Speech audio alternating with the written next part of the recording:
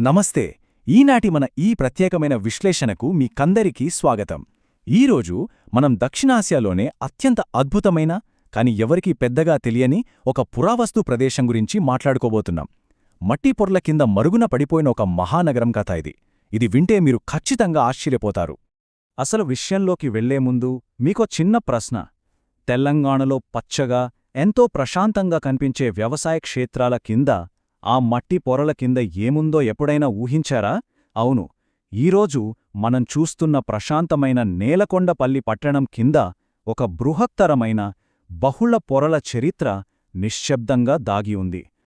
ప్రస్తుత పరిస్థితి చూస్తే నేలకొండపల్లి కేవలం ఖమ్మం జిల్లాలో ఉన్న ఒక ప్రశాంతమైన వ్యవసాయ పట్టణం. ఇది మనకు నేషనల్ హైవే NH365A ద్వారా కనెక్ట్ అయి ఉంటుంది. ఇక్కడి ఈనాటి ప్రశాంతతను చూస్తే ఒకప్పుడు ఇక్కడ ఎంతో రద్దీగా ఉండే పురాతన మహానగరం ఉండేదంటా ఎవరైనా నమ్ముతారా? కాని అదే నిజం. అయితే ఇక్కడ ఒక చిన్న క్లారిటీ ఇస్తాను.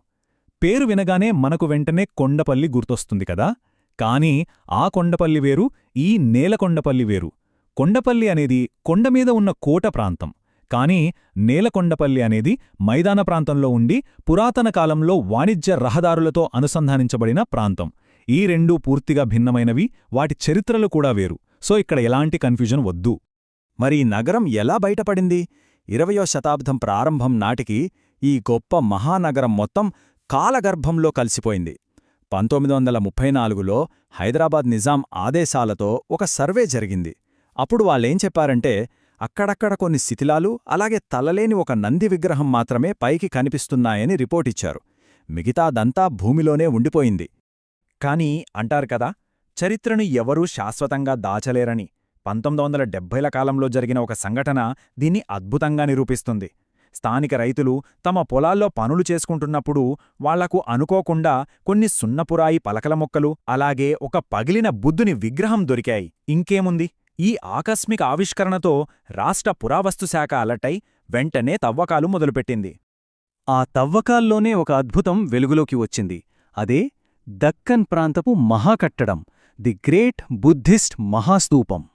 వాళ్లు కనుగొన్న ఈ కట్టడం సైజు చూస్తే ఎవ్వరికైనా మతిపోవాల్సిందే.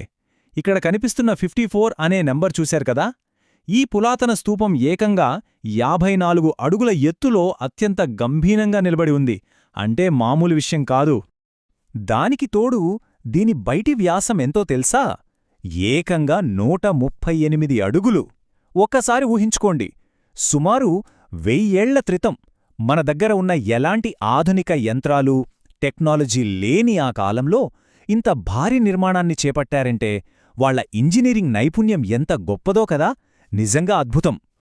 అసలు ఇంత పెద్ద నిర్మాణాన్ని ఎలా కట్టారో తెలుసా? అప్పట్లో రింగ్ అండ్ స్పోక్ ఆర్కిటెక్చర్ అని పిలిచే ఒక అత్యంత అధునాతనమైన డిజైన్ వాడారు. అంటే ఒక పెద్ద చక్రంలాగా అన్నమాట. మధ్యలో వృత్తాకార ఇటుక గోడలుంటాయి. వాటికి బయటివైపుగా విస్తరించే గోడలు అనుసంధానించి ఉంటాయి. ఇంకో ఆసక్తికరమైన విషయమేంటంటే, తవ్వకాల్లో 2 పునాది పొరలు కూడా బయటపడ్డాయి. దీన్ని బట్టి చూస్తే ఈ స్తూపాన్ని ఒకసారి కట్టేసి వదిలేలేదు, తర్వాతి శతాబ్దాల్లో కూడా దీనికి మరమ్మతులు చేసి జాగ్రత్తగా చూసుకున్నారని స్పష్టంగా అర్థమవుతోంది. ఇక ఈ తవ్వకాల్లో కేవలం ఇటుకలు, గోడలు మాత్రమే దొరికాయనుకుంటే పొరపాటే. భూమి లోపలినుంచి వాళ్లు వెలికితీసిన అద్భుతమైన నిధులను చూస్తే మీరు ఆశ్చర్యపోతారు. మట్టితో చేసిన టెర్రకోట బొమ్మలు, అత్యంత అరుదైన విష్ణుకుండీన రాజుల నాణేలు, ఒక అందమైన కాంస్య బుద్ధ విగ్రహం, అలాగే ఎంతో నైపుణ్యంతో చెక్కబడిన సున్నపురాయి పలకలు, ఇలా ఎన్నో బయటపడ్డాయి. ఈ వస్తువులన్నీ చూస్తుంటే ఆనాటి పురాతన ప్రపంచం మన కళ్లముందు కదులుతున్నట్లు అనిపిస్తోంది. ఇప్పుడు ఈ విషయం కొంచెం జాగ్రత్తగా గమనించండి. ఈ ప్రదేశంలో జనాలు ఏదో కొన్నాళ్లు ఉండి వెళ్ళిపోలేదు. ఎన్నో శతాబ్దాలపాటు ఇక్కడ నిరంతరాయంగా నివాసమున్నారని ఈ ఆధారాలు స్పష్టం చేస్తున్నాయి. శాతవాహనుల కాలం నాటి పాత్రలు, పునాదులు, నాణేలు దొరికాయి. ఇక్ష్వాకుల విహార సముదాయాలు బయటపడ్డాయి. ఆ తర్వాత 12వ శతాబ్దానికి చెందిన కాకతీయుల దానశాసనాలు, అలాగే 16వ శతాబ్దపు విజయనగర సామ్రాజ్య శ్రీకృష్ణదేవరాయల శాసనం కూడా ఇక్కడే లభించాయి. దీన్ని బట్టి ఇది ఎన్నో శతాబ్దాలపాటు వర్ధిల్లిన ఒక సుస్థిరమైన మహానగరం అని మనకు క్లియర్గా తెలుస్తోంది. ఇన్ని నాణేలు లభించడం, ఇన్ని రాజవంశాలు ఇక్కడ పాలన సాగించడం చూస్తుంటే ఒక విషయం ఖచ్చితంగా రుజువవుతోంది.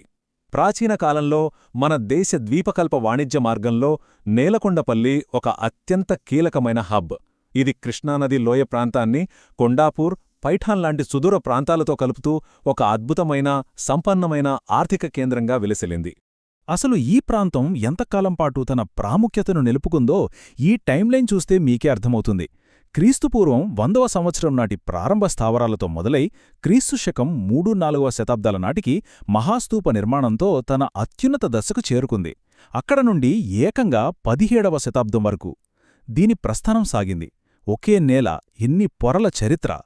ఇక 17వ శతాబ్దం దగ్గరికి వచ్చేసరికి ఈ నేలకొండపల్లి చరిత్రలో అత్యంత నాటకీయమైన ఒక ఘట్టం ఎదురవుతుంది. అదే భక్త రామదాసు జీవిత కథ. ఈయన జీవితంలో జరిగిన పరిణామాలు ఎంత ఆసక్తికరంగా ఉంటాయో మనలో చాలామందికి తెలుసు.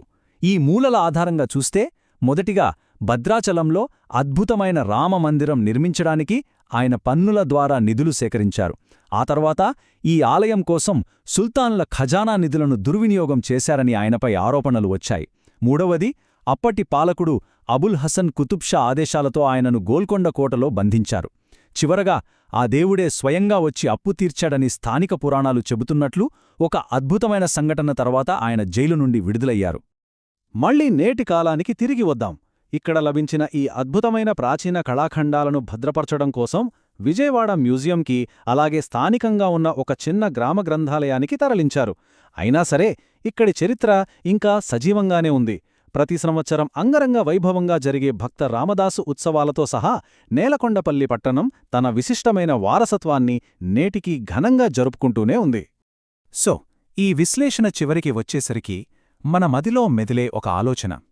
అద్భుతమైన స్తూపాలు, సుదీర్ఘమైన వాణిజ్య మార్గాలు, గొప్ప గొప్ప చారిత్రక ఘట్టాలతో కూడిన ఒక బ్రహ్మాండమైన ప్రాచీన మహానగరం దశాబ్దాల పాటు కేవలం కొన్ని వ్యవసాయ క్షేత్రాల కింద నిశ్శబ్దంగా దాగి ఉంటే, అసలు మనం రోజూ నడిచే మన పాదాల కింద ఇంకెలాంటి అద్భుతమైన చరిత్ర దాగి ఉందో కదా. ఒక్కసారి ఆలోచించండి. ఇలాంటి మరెన్నో ఆసక్తికరమైన విషయాలు నిరంతరం తెలుసుకుంటూనే ఉందాం. నమస్కారం.